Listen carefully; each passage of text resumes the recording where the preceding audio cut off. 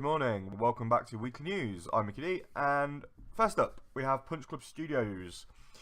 So, Punch Club Studio are releasing a new game shortly, which promises to be the most inaccurate medieval cemetery management sim of the year. So far there's been a small trend of RPG NPCs that have been made into full games, including things like Tavern Tycoon. Punch Club Studio Lazy Bear Games have announced its next project, Graveyard Keeper. Graveyard Keeper is a management sim where you essentially keep a graveyard running. So, as the head of a fledgling fantasy burial ground, you'll have to find ways to cut costs, keep customers coming, do whatever it takes to build a thriving business. From keeping your payroll down, using hot dogs to attract visitors, but they cost money. However, there might be some other resources lying around that could do the same job. You have to manage the people, get them to go to church, things like that. So it seems interesting. Graveyard Keeper is slated for a summer release. However, if you did want to play it a little bit before then, there is an alpha test going out soon, which you can sign up for at graveyardkeeper.com. Link will be in the description below. Next up, we have news from Halo. So, back in July 2015, so 2 years nearly, a few months prior to Halo 5's launch, 343's Josh Holmes blogged about why Halo 5 would not support split-screen co-op play on Halo Waypoint. He stated, "The decision to remove split-screen support from Halo 5 Guardians was one of the most difficult ones they've ever had to make as a studio." Shortly after, Microsoft's Phil Spencer suggested that the move was in line with more players playing online instead of being in the same room. But the decision itself didn't go down well with players. 343 realised they fucked up, and as a statement from them, in future they will make sure any FPS going out will include split screen play.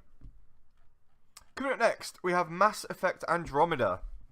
So this week the system specs have been revealed, and Andromeda, to play it, you're going to need a beast of a PC.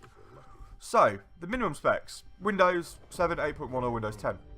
Your processor needs to be an i5 3570 or AMD FX 6350 or equivalent, with 8GB of RAM, the NVIDIA GTX 662GB or AMD Radeon 7852GB, with 55GB of free space, running DirectX 11. Coming up for your recommended specs, you're going to need Windows 7, 8.1 or 10, your Intel iCore i7-4790 processor, or AMD FX 8350 with 16GB RAM.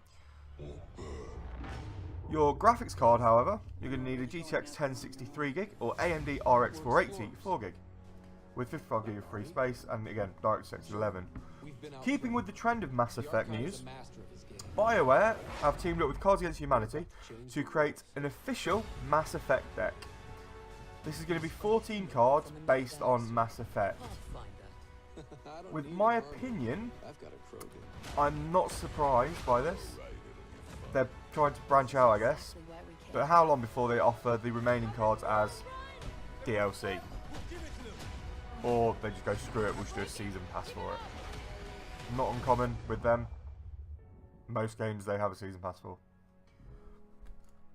Moving onwards. So, the big news this week comes from Oculus. So, as you've heard, ZeniMax are filing for a permanent injunction that could threaten future Oculus Rift sales. Earlier this month, ZeniMax pulled out a big victory in its lawsuit against Oculus VR, winning a $500 million judgment over a broken NDA, copyright infringement and false designation. The proposed final injunction would see Oculus permanently enjoined on a worldwide basis from using marketing to selling to distributing, modifying, servicing, copying or offering for sale or license any products in whole or in part that utilise in any form or for any purpose any of the copyrighted materials. ZeniMax believes that the $500 million is necessary because Facebook's pockets are so deep that the proposed penalty isn't really corrective. The jury's damage award here, however substantial, is an insufficient incentive for defendants to cease infringing. Just minutes after the jury revealed its verdict, Facebook COO Sheryl Sandberg publicly stated that the jury's verdict of $500 million was not material to Facebook's financials. So they basically fucked it up. Right, moving on. Weekly news. 28th February, you've got Torment, Tides of Numenera for PS4, Xbone and PC. And Walking Dead, A New Frontier for PS4 and Xbox. 1st of March, Horizon Zero Dawn for PS4. And 3rd of March, you've got The Division Gold Edition for PS4 and Xbox. Sublevel Zero Redux for PS4. and some Nintendo bullshit console with some games. Yeah, I've been Mickey D. Thanks for watching.